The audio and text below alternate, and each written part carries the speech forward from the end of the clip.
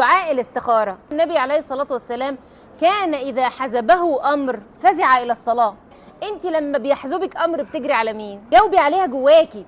أنا لما في حاجة بتحصل لي فجأة بجري على مين؟ كيفية صلاة الاستخارة. لما أكون حيرانة في أمر على طول نصلي ركعتين لله، ركعتين عاديين جدا تقرأي فيهم الفاتحة وسورة قصيرة زي ما احنا متعودين، في السجود أو بعد التسليم من الصلاة من الركعتين دول بنقول دعاء الاستخارة: اللهم إني أستخيرك بعلمك وأستقدرك بقدرتك وأسألك من فضلك العظيم فإنك تقدر ولا أقدر وتعلم ولا أعلم وأنت علام الغيوب. اللهم إن كنت تعلم أن هذا الأمر، وتسمي الحاجة اللي انت محتارة فيها، خير لي في ديني ومعاشي وعاقبة أمري فيسره لي وبارك لي فيه. وإن كنت تعلم أن هذا الأمر، حاجة اللي انت محتارة فيها، شر لي في ديني ومعاشي وعاقبة أمري فاصرفه عني واصرفني عنه واقدر لي الخير حيث كان ثم ارضني به.